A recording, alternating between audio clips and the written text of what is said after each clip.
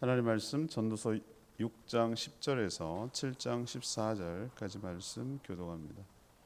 전도서 6장 10절에서 7장 14절, 오늘은 10월 19일 토요일 아침입니다. 10월 19일자 본문 전도서 6장 10절에서 7장 14절까지 말씀 교독하겠습니다. 이미 있는 것은 무엇이든지 오래전부터 그의 이름이 이미 불린 바 되었으며 사람이 무엇인지도 이미 안 바 되었나니 자기보다 강한 자와는 능히 다툴 수 없느니라. 헛된 것을 더하게 하는 많은 일들이 있나니 그것들이 사람에게 무슨 유익이 있으랴. 헛된 생명의 모든 날을 그림자같이 보내는 일평생에 사람에게 무엇이 낙인지를 누가 알며 그 후에 해 아래에서 무슨 일이 있을 것을 누가 능히 그에게 고하리요. 좋은 이름이 좋은 기름보다 낫고 죽는 것이 출생하는 것보다 나으며 추상집에 가는 것이 잔치집에 가는 것보다 나으니 모든 사람의 끝이 이와 같이 됨이라. 산자는 이것을 그의 마음에 둘지어다. 슬픔이 웃음보다 나음은 얼굴에 근심하는 것이 마음에 유익하기 때문이니라. 지혜자의 마음은 추상집에 있으되 우매한 자의 마음은 혼인집에 있느니라. 지혜로운 사람의 책망을 듣는 것이 우매한 자들의 노래를 듣는 것보다 나으니라. 우매한 자들의 웃음소리는 솔 밑에서 가시나무가 타는 소리 같으니 이것도 헛되니라. 탐욕이 지혜자를 우매하게 하고 뇌물이 사람의 명철을 망하게 하느니라. 일의 끝이 시작보다 낫고 참는 마음이 교만한 마음보다 나으니 급한 마음으로 노를 바라지 말라. 노는 우매한 자들의 품에 머무르니 옛날이 오늘보다 나은 것이 어찌미냐 하지 말라. 이렇게 묻는 것은 지혜가 아니니라. 지혜는 유산같이 아름답고 햇빛을 보는 자에게 유익이 되도다. 지혜의 그늘 아래에 있음은 돈의 그늘 아래에 있음과 같으나 지혜에 관한 지식이 더 유익함은 지혜가 그 지혜 있는 자를 살리기 때문이니라. 하나님께서 행하시는 일을 보라. 하나님께서 굽게 하신 것을 누가 능히 굽게 하겠느냐. 형통한 날에는 기뻐하고 공고한 날에는 되돌아보라. 보아라, 이 두 가지를 하나님 병행하게 하사 사람이 그의 장래 일을 능히 헤아리려 알지 못하게 하셨느니라. 전도사는 자신보다 강한 자와 다툴 수 없다라고 말합니다. 사람은 인생 전후 그리고 과정을 모릅니다. 그러나 모든 것은 끝이 있고 사람 반드시 죽는다는 사실을 직시하고 의식해야 합니다. 이것이 지혜롭습니다. 어리석은 자는 지혜보다 재물을 추구하지만 지혜로운 자는 살리는 지혜를 구한다고 말합니다. 하나님을 막을 자가 없습니다. 그러니 형통하면 기뻐하고 공고하면 돌아보라고 말하는 내용이 오늘 전체적인 내용의 요약입니다. 어제는 어리석음, 오늘은 지혜로움에 대해서 할 건데 질문이 이겁니다. 사람은 어떻게 살아가는 것이 지혜롭습니까? 사람은 어떻게 살아가는 것이 지혜로운 사람입니까? 지혜로운 삶입니까? 이것이 오늘 질문이 되겠습니다. 먼저 6장 10절에서 12절까지 말씀입니다. 자신의 한계를 인정하고 겸손하게 살아가는 것. 자신의 한계를 인정하고 겸손하게 살아가는 것이 지혜로운 삶입니다. 해 아래 새 것이 없다고 하죠. 오늘 10절 부분에 보면은 오래전에 있었던 것을 단지 알게 됐을 뿐이라는 것이죠. 원래 새로운 것은 없었어요. 있는데 몰랐던 것을 발견하고 알게 됐을 뿐인 것이죠. 사람이 어떤 존재인지도 이미 알려져 있습니다. 유한하며 연약한 존재라는 것입니다. 그러니 자기보다 강한 자와 다투는 것은 어리석은 거라고 말하죠. 여기서 강한 자란 누구를 지칭할까요? 하나님을 뜻합니다. 어둠의 세력의 정점에 서 있는 사탄, 하나님 피조물인 주제에 창조주의자 절대 주권자인 하나님께 도전했다가 하나님의 심판을 받아 내쳐졌습니다. 사단의 꼬임에 빠져 하나님의 편에 선 인간, 이 인간 역시 하나님을 대적하다가 사단과 함께 심판을 받아 지옥 형벌에 처하게 되고 영원히 단절되고 영원히 멸망하게 될 것입니다. 우리 욥기를 묵상한 적이 있는데 욥기의 끝부분에 하나님께서는 욥에게 그렇게 오랫동안 질문했던 것에 침묵하지 않으시다가 그 질문에 대해서 대답하지는 않습니다.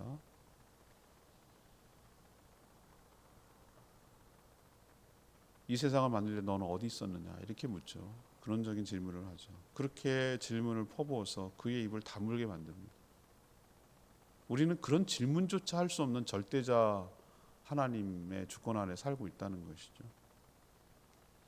그림자처럼 짧고 허무한 인생을 살아가는 인간이 영원히 존재하시는 하나님을 다 알 수는 없습니다.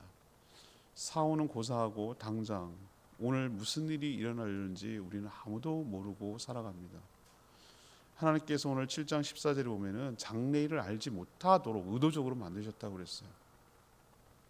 왜 그렇습니까?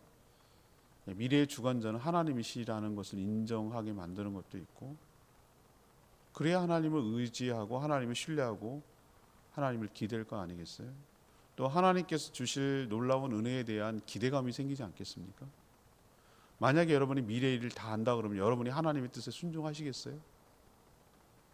우린 미래의 일이 어떻게 되는지 안다면 얼마나 교묘하게 그 미래의 일을 이용해 가지고 악하게 하는지 여러분 아시죠?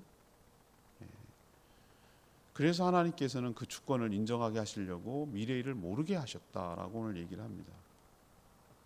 그러니까 인간은 하나님과의 관계에서 자신의 주제와 존재를 자각하고 인정하고 겸손해야 할 필요가 있습니다. 자신의 한계를 인정하고 하나님께 대드는 것이 얼마나 어리석은가라는 것을 깨닫는 것이 지혜로운 삶인 줄로 믿습니다. 자기가 누군지 아이덴티티라고 말하죠. 정체성이라고 말합니다. 그건 자기 혼자 생각해서 백날에도 모른다고 제가 말씀드렸잖아요. 모른다. 관계성 속에서 자기 정체성을 파악하는 거예요. 우물안 개구리처럼 우주가 세상의 중심인 줄 알고 해가 지구를 돌고 앉았고 달도 돌고 별도 돌고 이런 생각을 사고방식을 갖고 있을 때는 천하 만물이 자기 중심으로 모든 게 돌아간다고 생각하는 것이죠. 그런 눈 떠보니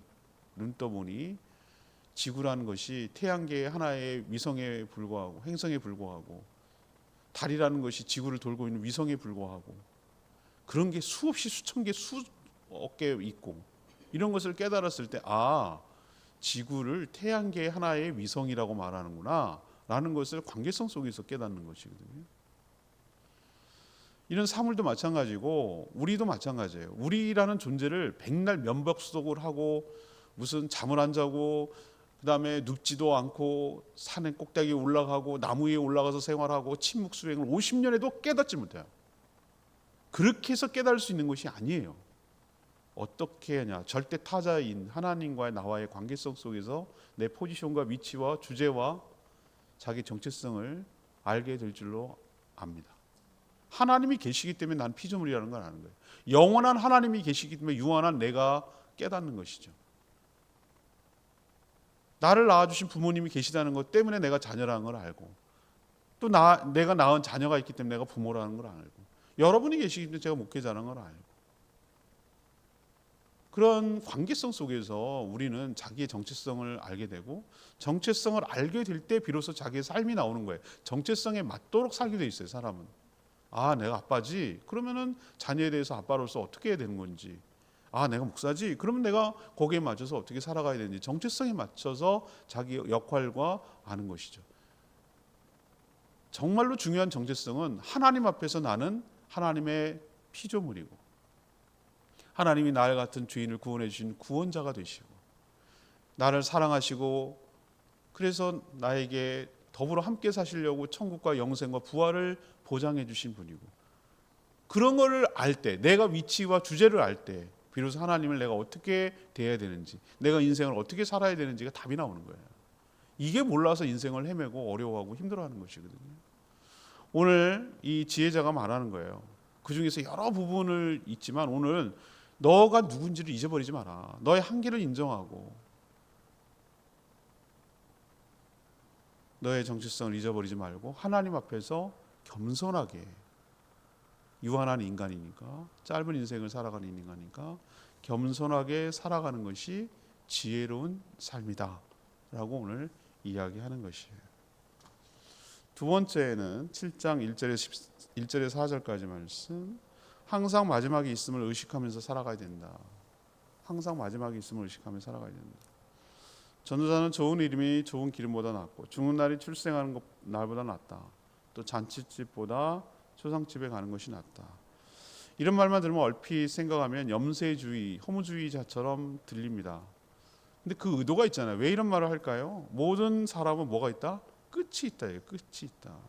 끝이 있기 때문에 살아있는 자는 이 사실을 명심하도록 끝의 지점, 끝나는 지점, 여기에 해당되는 죽음의 현장을 자주 가봐야 된다. 너도 그럴 것이니 라는 뜻이에요.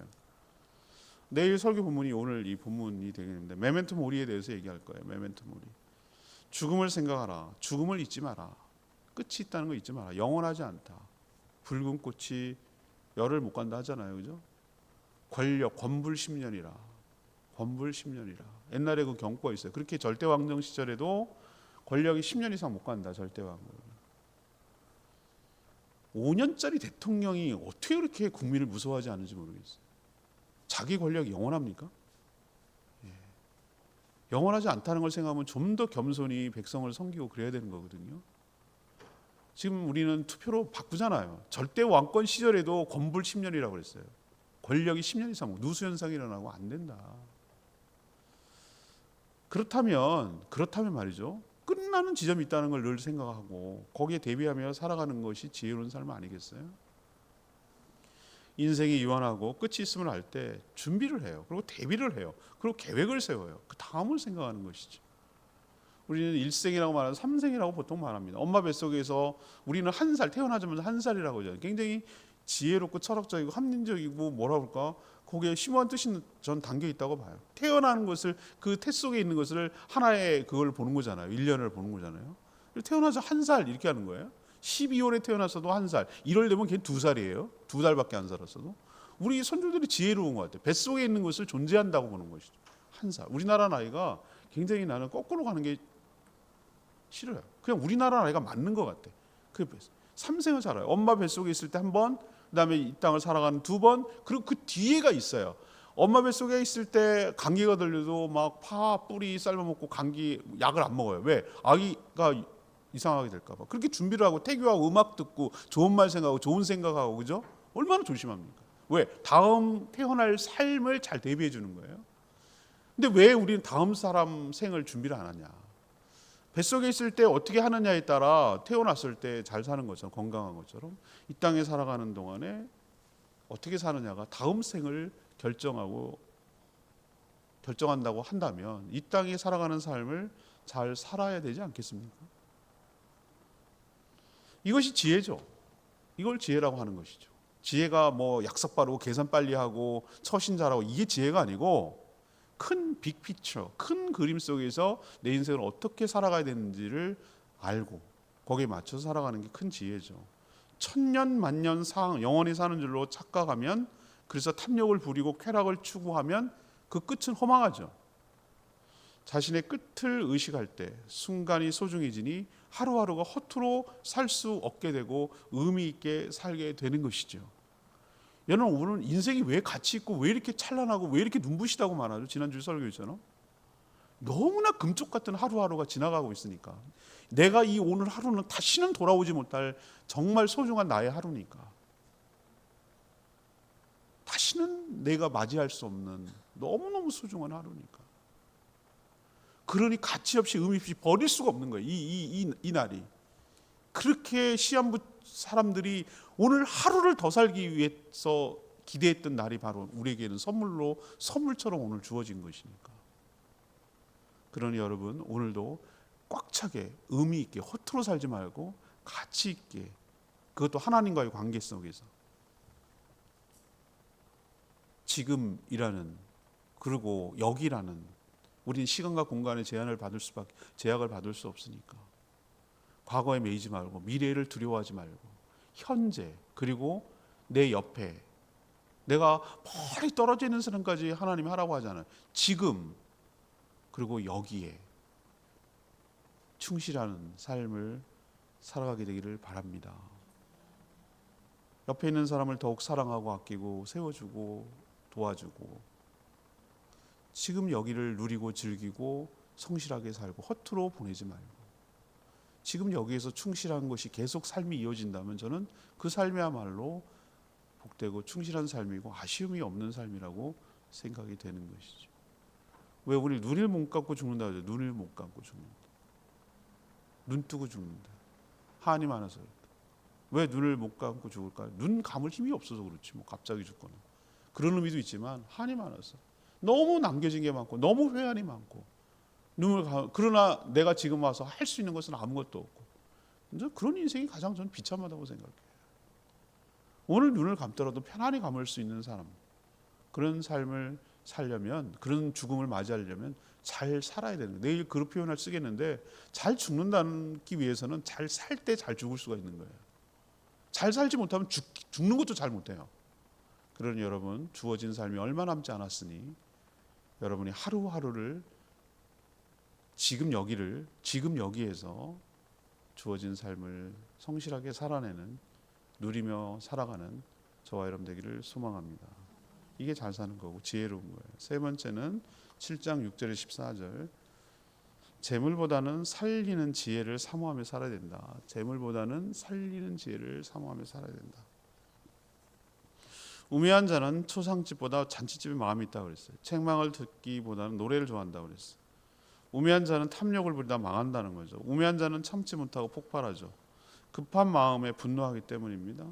우매한 자는 현재와 미래보다 과거에 머물러 있습니다. 왕년, 과거가 더 좋았다고 늘 일버릇처럼 라떼라떼 얘기하잖아요. 라떼는 말이야 이러면서 옛날의 향수를 추억하고 자기 그때가 좋았다고 늘 말하잖아요. 그리고 재물이 자신을 행복하게 하며 보호해 줄 거라고 생각을 하고 조금이라도 더 많은 재물을 모으려고 욕심을 부리죠. 그러나 지혜로운 사람은 끝을 생각합니다. 겸손합니다. 잘 참고 견딥니다. 그리고 그 자신의 한계를 잘 알고 있습니다. 하나님이 하신 일을 누구도 바꿀 수 없음을 잘 알고 있습니다. 이런 지혜가 있는 사람이 그를 살린다고 얘기하는 거예요. 지혜가 그를 살린다. 지혜를 의윤화했잖아요. 지혜를 인격적. 지혜가 어떻게 그를 살립니까? 지금 시가서를 우리가 묵상하고 있잖아요. 전도서를. 구약에서의 지혜라고 말하는 것은 신약에서 말하는 예수 그리스도예요. 말씀이에요. 구약에서는 그렇게밖에 표현 못했어요. 말씀이라고도 표현했지만 지혜, 지식 뭐 이렇게 표현했어요. 인격체처럼 대우했어요. 그분이 살아 움직이고 존재하는 분이니까. 지혜가 살린다고 말하잖아요. 지혜가 처신을 잘하게 해서 살리게 한다 이런 개념이 아니라 생명이 되시기 때문에, 그분이 예수 그리스도이기 때문에 그가 너를 살린다는 거예요. 그렇게 살아가는 것, 그를 믿고 그를 의지하고 살아가는 것이 너를 살린다는 거예요. 생명을 준다는 거예요. 구약이나 신약이나 똑같은 원리를 지금 계속해서 적용하고 있어요. 원리는 똑같아요. 예수 그리스도가 나를 살립니다. 재물이 나를 살리는 것이 아니고, 환경이 나를 살리는 것이 아니고, 지혜가 되신, 지혜 그 자체가 되시는 말씀이신 그분이 나를 살리신 줄로 믿습니다. 그렇게 말하는 게 지금 일맥상통하는 거예요. 이 표현이 그 표현이에요.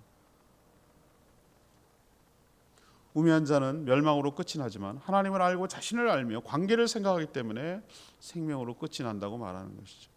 지혜로운 사람은 하나님의 주권을 인정하며 겸손하게 자신의 미래를 온전히 의탁하기 때문에 그를 믿는 그를 하나님께서 자신의 나라로 인도해 가시는 줄 믿습니다.